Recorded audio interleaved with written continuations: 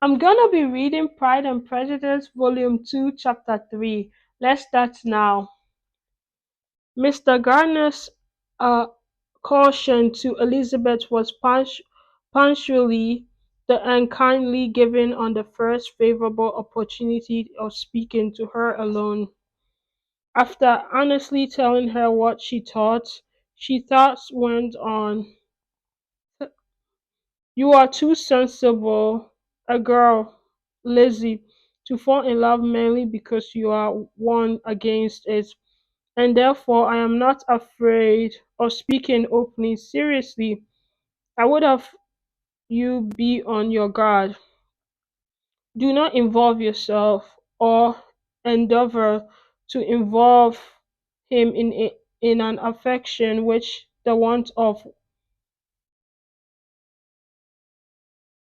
in an affection which the want of fortune would make so very imprudent. I have nothing to say against him. He's the most interesting young man, and if he had the fortune he ought to have, I should think of you could I should think you could not do better. But it is but as it is, you must not let your fancy run away with you. You have sense, and we all expect you to use it. Your father will depend on your resolution and good conduct, I am sure. You must not disappoint your father.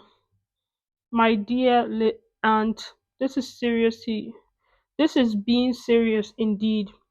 Yes, and I hope to engage you to be serious likewise. Well then, you need to not be under any alarm. I will take care of myself and of Mr. Wickham's too. He shall not be in love with me if I can prevent it. Elizabeth, you are not serious now. I beg your pardon. I will try again. At present, I am not in love with Mr. Wickham. No, I certainly am not. But he is, beyond all comparison, the most agreeable man I ever saw, and if he becomes really attached to me, I believe it will not be better than he should not.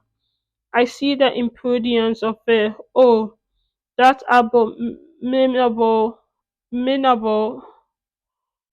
Darcy. My father's opinions of me does me the greatest honor, and I should be miserable to forfeit it. My father, however, is partial to Mr. Wickham's.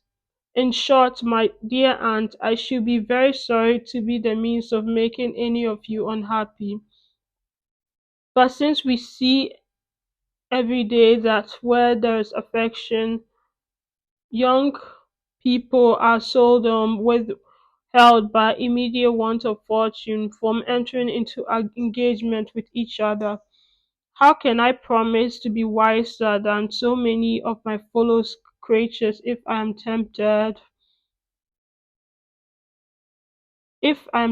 or how am I even to know it will be wisdom to resist? All that I can promise you, therefore, is not to be in a hurry. I will not be in hurry to believe myself his first subject. When I'm in company with him, I will not be wishing. In short, I will do my best. Perhaps it will be as well if you discourage his coming here so very often. At least you should not remind your mother of inviting him, as I did the other day, said Elizabeth with a conscious smile. Very true. It will be wise in me to restrain from that. But I do not imagine that. He is always here so often. It is on your account that he has been so frequently invited this week. You know my mother's ideas to the necessity of constant company for his friend for her friends. But really, and upon my honor, I will try to resist. I will try to do what I think to be wiser. And now I hope you're satisfied. Her aunt assured her that she was, and Elizabeth, having thanked her for the kindness of her hints, they parted, a wonderful instance of advice being given on such a point without being resented. Mr. Collins returned to Hertfordshire soon after he had been quitted by the Gardiners and Jane, but as he took off his abode with the Lucases, his arrival was no great inconvenience to Mrs. Bennet. His marriage was now fast approaching, and she was at length so far resigned to think it inevitable, and even repeatedly to say in a all nature tone, and she wished they might be happy. Thursday was to be the wedding day, and on Wednesday Miss Lucas paid her farewell visit, and when she rose to take leave, Elizabeth, ashamed of her mother's ungracious and reluctant good wishes, and sincerely affected herself, accompanied her out of the room, and as they went down steps together, Charlotte said, I shall depend on hearing from you very often, Elizabeth, that you certainly shall. And I have another favor to ask. Will you come and see me? We shall often meet, I hope, in Hershford. I am not likely to leave Kent for some time. Promise me, therefore, to come to henceforth. Elizabeth could not refuse, though the thought saw little pleasure in the visit.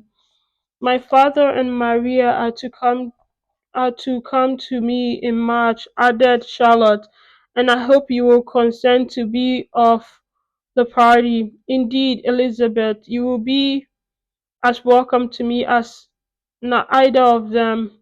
The wedding took place. The bride and bridegroom set off for the Kent from the church door, and everybody has had as much as to say or to hear on the subject as usual.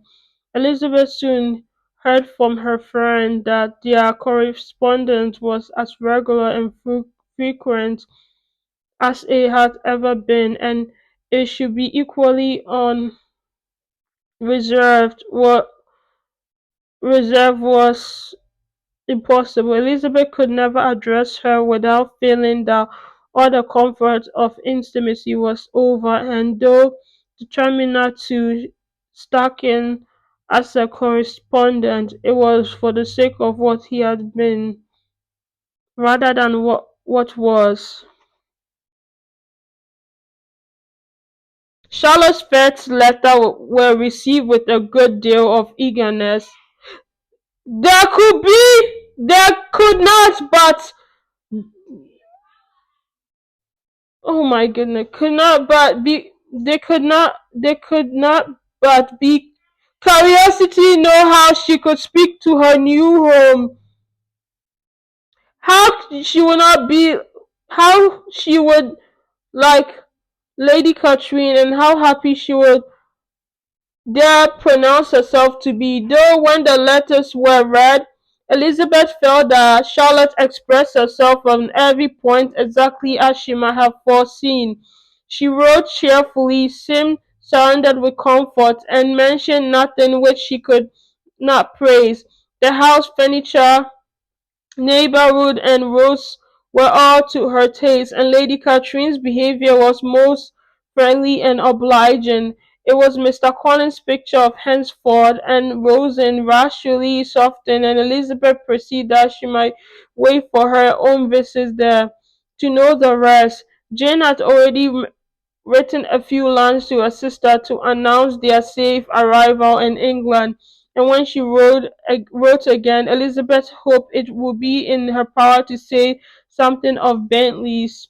Her impatience for this second letter was well rewarded as impatient generally is. Jane impatient, sorry. Jane had been a week in town without either seeing or hearing from Caroline. She accounted for it, however, by supposing that her last letter to her friend from Longbourn had by had by some accident been lost. My auntie, she continued, is going tomorrow into part of the town, and I shall take the opportunity of calling in Grosvenor Street. She wrote again, and when the visit was paid and she had seen Miss Bentley, I do not think Caroline in spirit were her words, but she's very glad to see me and reapproached me for giving her no notice of any coming to London. Wait, sorry, giving her no notice of my coming to London. I was right.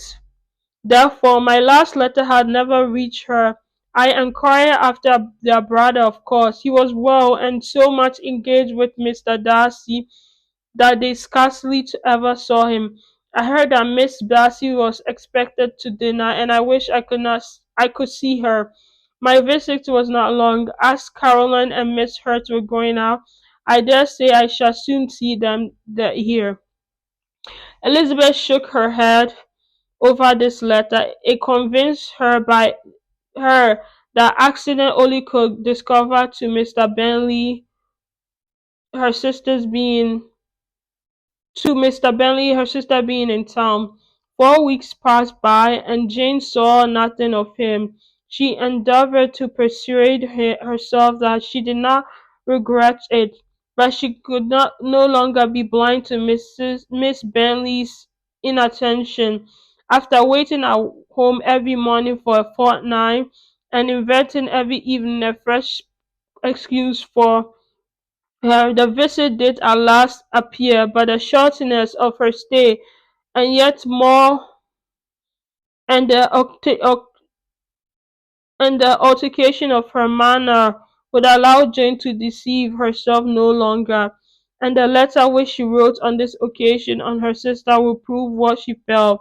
My dearest Lizzie, I am sure, be incapable of triumphing in her better judgment at my expense, and I confess myself to have been entirely deceived in Miss Bentley's regard for me. But my dear sister, though the event has proved you right, do not think me obstinate if I still assess that considering what her behavior was, my confidence was as unnatural as your suspicion. I do not at all comprehend her reason for wishing to be intimate with me. But if the same circumstances were to happen again, I am sure I should be deceived again. Caroline did not return my visit till did not return my visit till yesterday, and not to a note, not a line, did I receive in the meantime. When she did come, it was very evident that she had no pleasure in it. She made a slight formal apology for not calling me before, and said not a word of wishing to see me again, and was in every respect to altered a creature. And when she went away, I was perfectly resolved to continue the acquaintance no longer. I pity, though I cannot help blaming her. She was very wrong in singling me out as she did. I can safely say that every advance to intimacy began on her side, but I pity her because she must feel that she has been acting wrong, and because I am very sure that anxiety for her brother is the cause of it. I need not to explain myself further, and though we know this anxiety to be quite needless, yet she feels it. It will easily account her for her behavior to me, and so deservedly dear as he is to his sister. Whatever anxiety she may feel on his behalf is natural and amiable. I cannot but wonder, however, at her having any such fears now, because if he had at all cared about me, but because if he had at all cared about me, we must have met long, long ago. He knows of my being in town, and I'm certain from something she said herself, and yet it seemed by her manner of talking if she wanted to persuade herself that he's really partial to Miss Darcy. I cannot understand it. If I were not afraid of judging harshly, I should be almost tempted to say that there is a strong appearance of duplicity of in all this, but I will endeavor to banish every painful thought, and I think only of what will make me happy, your affection and the invariable kindness of my dear uncle and auntie, and let me hear from you very soon.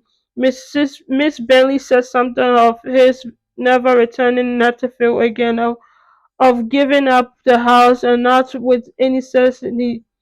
We had better not mention it. I am extremely glad that you have such pleasant account from our friends at Henford. Pray to go pray go see him. Pray go see him with um Williams and Maria. I'm sure you will be very comfortable there. Yours and see. This letter gave Elizabeth some pain, and her spirits returned as she considered that Jane would no longer be duped by the sister Alice. All expectation from the brother was now absolutely over.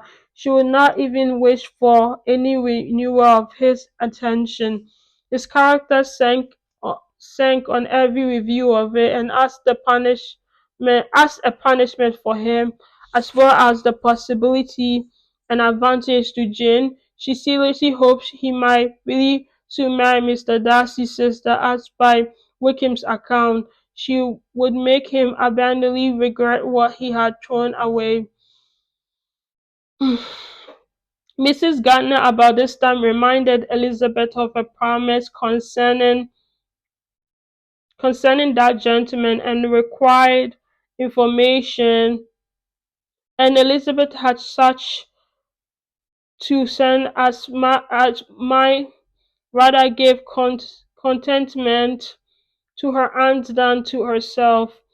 His apparent partiality had subsided, his attentions were over, and he was the admirer of someone else.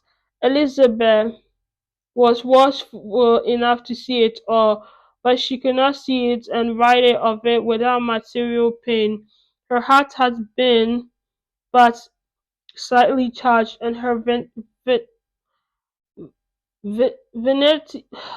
Oh my goodness. Let me type it. Vanity. Vanity. Oh, vanity was satisfied with believing that she would have been his only choice, and had fortunately permitted it, and the sudden acquisition of £10,000 was the most remarkable charm of the young lady to whom he was now redeeming himself agreeable. But Elizabeth, less clear sighted, perhaps in this case than in Charlotte's, did not quarrel with him for his wish of independence. Nothing on Nothing on the contrary could be more natural, and while able to suppose that it caused him a few struggles of a few struggles to relinquish her, she was ready to allow it to wish she was ready to allow it a wise and desirable measure for both, and could very sincerely wish him happy. All this was acknowledged to Mrs. Gardiner, and after relating the circumstances, went on. I am now concerned, my dear aunt, that I have never been much in love, for I had really experienced that pure and elevating passion. I should at present detest his very name and wish him all manner of evil, but my feelings are not only casual towards him, they are even impartial towards Miss King. I cannot find out that I hate her at all, or that I am in the least unwilling to think her a very good sort of girl. There can be no love in all this. My watchfulness has been affectual, and though I should certainly be more interesting object to all my acquaintance, where I distractedly in love with him, I cannot say I regret my comparative insignificance. Importance may sometimes be purchased too dearly. Katie and Lydia take his detection much more to heart than I do. They are young in the ways of the world and not yet open to the mortifying conviction that handsome young men must have something to live on as well as the plain. Okay, I'm done reading it. I'm gonna read the next chapter tomorrow. Yeah, I am. I'm gonna read the next chapter tomorrow, and I'm proud of myself for reading this. Yeah, I'm very proud. I'm always gonna be proud of myself for reading. Yeah. Bye bye. Oh.